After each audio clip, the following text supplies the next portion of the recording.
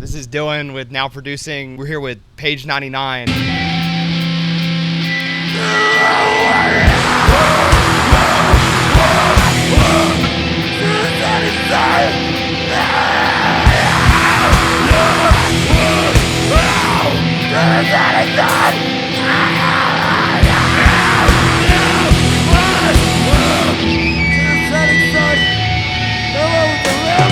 Tell me your names and what instruments you play.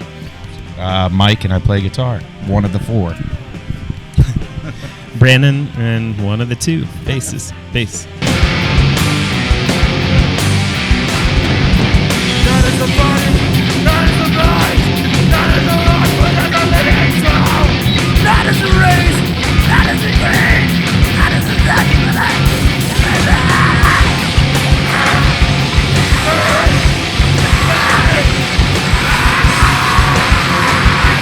What prompted this for you? We really decided to get back together in 2017 originally.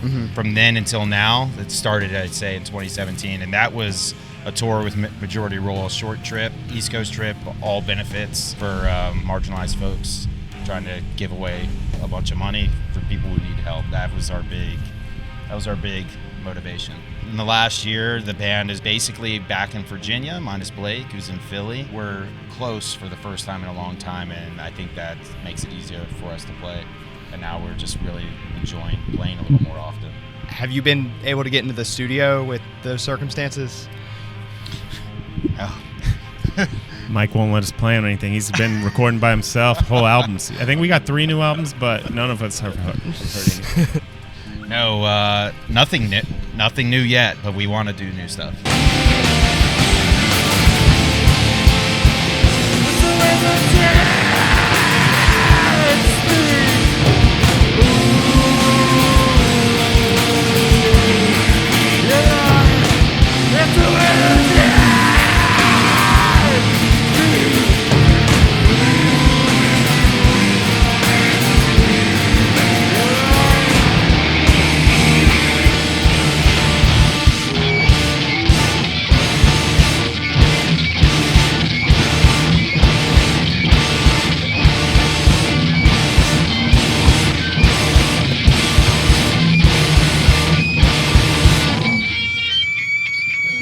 Have 8 members presently, right?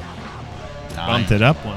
Yeah, starting last summer with the New Friends Fest. I guess we played a show before that, 2 shows before that. Yeah. You had 11 members at one point? No, I think that it's out there because when we would play like by the fireplace in White, multiple drummers would join us. That's kind of where that comes from, I think. I talked to the Dow vocalist yesterday. He said he joined y'all for one show.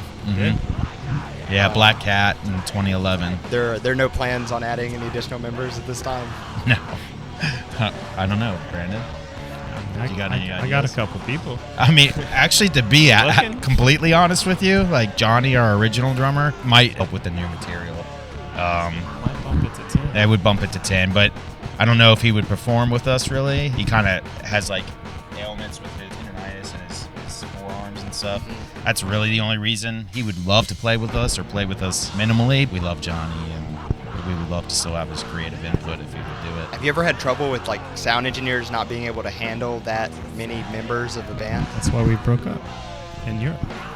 Yeah, absolutely. Because in Europe, some people didn't realize we had 8 members. All of us had to sit out at least a show at some point in our Europe tour. It was devastating. It was brutal. Not really in the United States as much, though. Yeah, We just never played venues before. Yeah, it was always just like VFWs or like houses or like weird spaces. So there was no like real sound guy ever, or if there was, it was never a problem. I was making you a joke just to be clear that it wasn't because of any sound guys. But yeah, I mean, we did have a lot of experiences there for the first time. Yeah, can you turn on? Can you not play? That's absurd. We were just getting upset because we're like, well, that's the only reason for any of this. It's not about sounding good. So it just became weird, which makes sense. You know, later you learn. And we had half the amount of equipment. People already weren't able to play because everything was broken and we were stuck.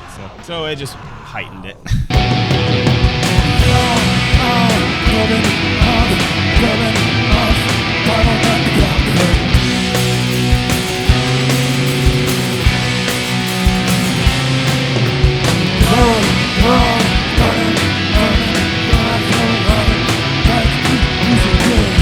Yeah.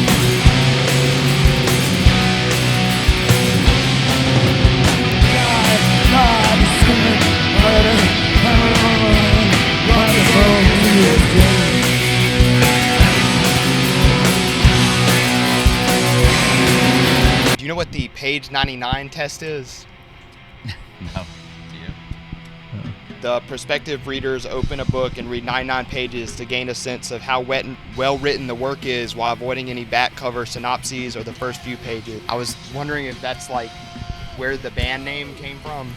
That'd be so much cooler if it did, because that's awesome. No, I'd never heard of it. You just came up with it. Our high school band did the Sterling guys, this would have been before Brandon. Our high school band recorded a song called it 1999, and the sound of that track was sort of starting to get a little bit like Page 99.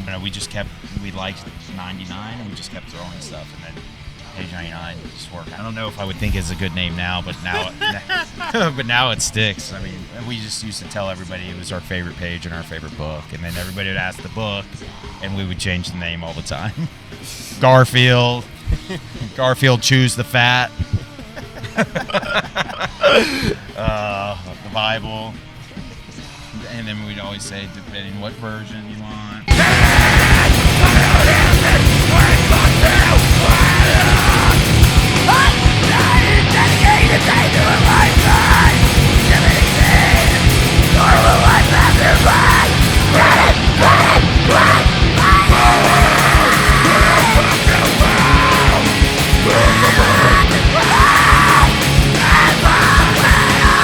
You had said that you used to wear a bunch of different outfits in the early years of the band, and you had talked about revisiting that. In the early days, we used to do a lot of dramatics. Like at one point, we had all these like clear masks. I think we tried to put on these clown masks, which seems really fucking dated. ICP, baby. Yeah, ICP, fucking Slipknot. I really liked like bands like The Residents, like because nobody ever really knew who they were when they would perform. And still to this day, people don't really know who the band really is. And I think it's really neat. So I liked a lot of Skincraft, a lot of weird bands that would dress up. I like Devo and the Locusts started dressing. I just think it's kind of cool to look uniform, like the Ramones. And so we went from like different ideas to just doing all black, which just does not seem original. But then when he joined the band, his first tour, he wore all white. We didn't know until he showed up.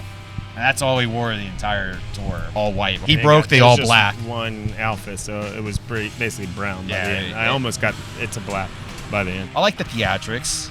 Now it's just, we don't really need to do it, but I love that bands participate in it.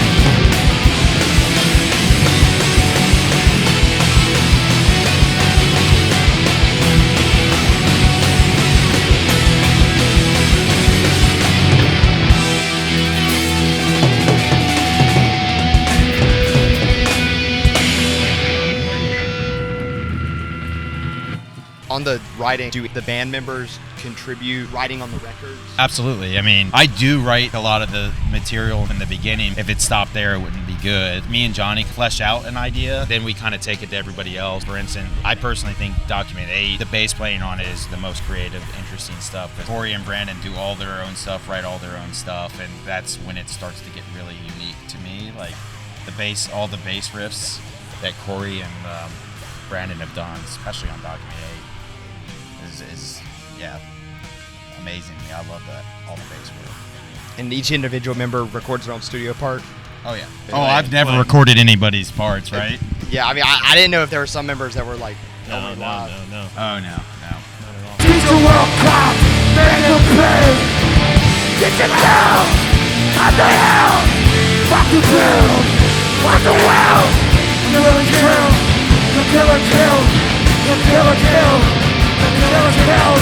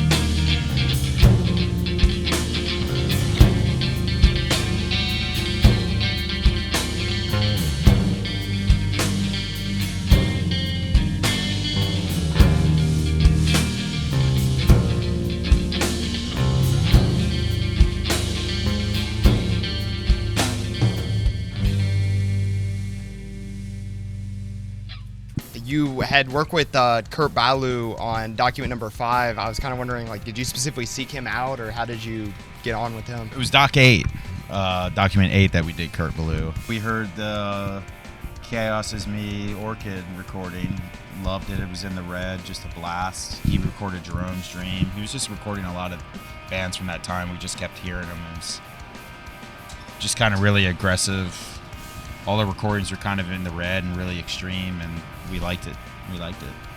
Yeah.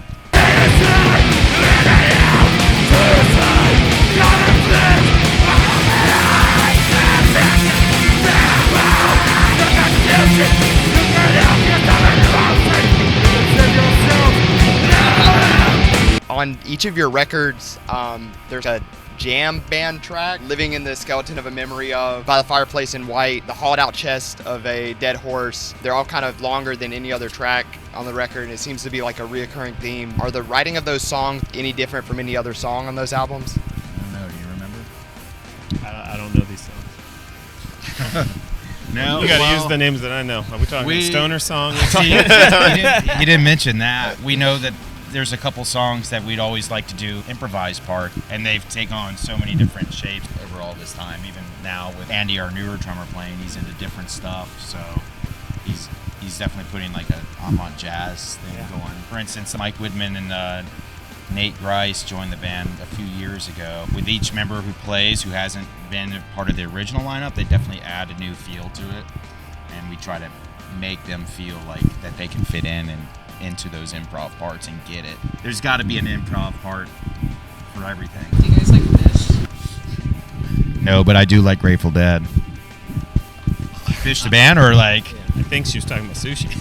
Oh yeah, are we doing Sushi? For me, I always like the like Sonic Youth Moat. I mean, I'm sure Brandon and I both love Sonic Youth. So, and Sonic Youth does a lot of improvising in their songs, and they just kind of experiment. And also Nirvana, is it Drain You, where they do the dropout, the build, and they've always improv that live. I definitely had I think that's where I didn't even know who Grateful Dead, well, I knew who they were, but I'd never really heard Fish or Grateful Dead until after Page 99 was done.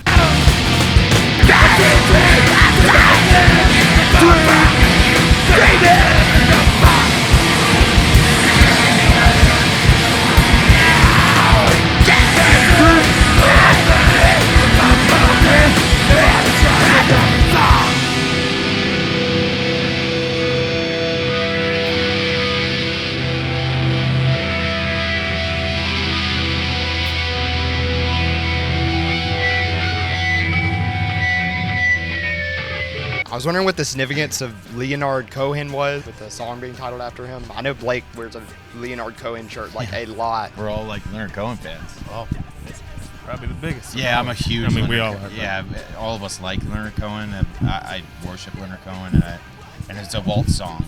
And yeah, Brandon sings that almost entirely. Yeah. And yeah, that was kind of an experimental tune, and we liked that it was a waltz, so we just call it, Leonard Cohen has a song called Take This Waltz, and I think that's where that came from. Silhouettes, arms and legs crossed, eyes black, spinning a day. She looks down through me like a man out of shade. Silhouettes, arms and legs crossed, eyes black, spinning a day. She looks right down through me like a man out of shade. Silhouettes, arms and legs crossed, eyes black, spinning a day. I know that you had previously recorded Document 15, to my knowledge, but it was never put out. So Document 15 was originally supposed to be a split with Creation and Crucifixion on Robotic Empire. It was going to be a 10-inch, more experimental. They were going to do noise, and our side of the record was going to be some bashing on a piano we did in Detroit. Detroit. Yep. It was a day off. Yeah, it was a day off on a tour, and we were just coming back from breakfast or something. Found a broken piano on the corner in Detroit, and we just all started bashing on it. And our friend it was Mako. It was Mako, right? I thought Andy Lowe had it. I think it was Andy Lowe's. Maybe. Well, it might have been me. It's a field recording essentially of us kind of playing on the piano, like with improvised. We were just smashing. Yeah, like, we were smashing concrete. And they had like paint buckets. Like there's no actual. It was like being here. We were just picking up garbage and we're all jamming, and then people were just watching, and some people like jumping in with us. Like it was like a 30-minute thing that we didn't plan it. It just was happening. And then he had that, and he was just like, "This is cool." And we collaged it with a studio track when we went and recorded the Madge Rule Split. We just did an improv song in the studio. It turned out really cool, and then collaged it with a weird electronic thing. It's a really neat little record that I'd love for. Had some violin on it too. Yeah, had some violin. Dave Krepp helped us out a little bit. Yeah. When was that recorded? 2002. Well, it kind of was like it's a 3-part piece, so each was separate, and the piano part was the first part. Then Mike had this separate part, and then we did the live drum like noise stuff in the studio when we recorded the Majority Rule Split. And so when we did that, and circle. Yeah, so we kind of all that was topped in. It was a collage piece. It was really just 3 different sections that we put together, maybe 16 minutes. Really neat. Yeah, and we hope that sees the light of day at some point. I was also curious about the City of Caterpillar split, believe from 2010, that was supposed to contain the last recordings from both bands. Somebody had to remind me that this was something we talked about doing. Andy Lowe suggested a second split with City of Caterpillar. Do you remember this? Actually, now that you're saying it, I kind of do, because I started doing a drawing for it that was going to be like a revisit of the thing, and then it had like these owls in it. I started doing it, and I just never finished it. Yeah. Because I was just like, I don't think anybody really wanted it to come out, because it was just a raw, like, it's just demos of songs unfinished, right? Is that what it was? So we were just like, no, it's not And then good. Did you guys ever end up finishing them? No, we broke up. It was like the full length we were writing. Oh, okay. And I don't remember what the pageninetynine material was that he was talking about using. Maybe it was just an idea. Maybe we're going to use it. Maybe it might have been this. Yeah. This could have been the this creation stuff. I think is what was going to be on that side. Actually, now that I think about it. Yeah, because both bands had COC as Creation of Crucifixion, City of Caterpillar. So we're like, it's a COC. It wasn't our idea of wanting it to come out. I'd also read that there was a Page 99 DVD that was completed and produced sometime before 2010 that was never released. Do you know anything about that? We wanted to do something, but that just fell apart. Yeah, and we kept. I think it was Andy Lowe just kept advertising about it, and then it just never came to fruition. We had a lot of footage from a couple tours in 2002, and a lot of people sent in footage to Andy from different places around the country and even some Europe, but nothing ever came to it. Yeah, I mean, now with so many videos on like YouTube and out there on the internet, it's not as, to me, it doesn't seem as like vital as it, for me, it was all documentation. I would love just documentation of the stuff, but it's out there now. So. All right, that about does it. Cool. Yeah. Thank you so much. Yeah, thank you. Yeah, appreciate it.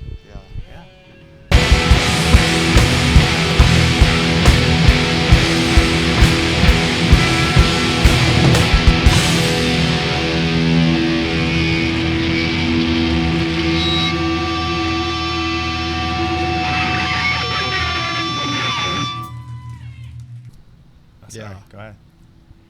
What? Because of the flies or because of... Because of flies. Yeah, I didn't realize it would be. Yeah, we can, yeah. Like, we could literally, I don't think that is an actual Yeah, it's like however you can avoid being hit by a car. Yeah, that's whatever you need. Oh, no, I mean, I just want to make sure you guys are... I don't mind the flies. I don't mind the flies. I'm getting used to it. Yeah, it's kind of punk. It's disgusting. It's disgusting. It serves us well. I like that.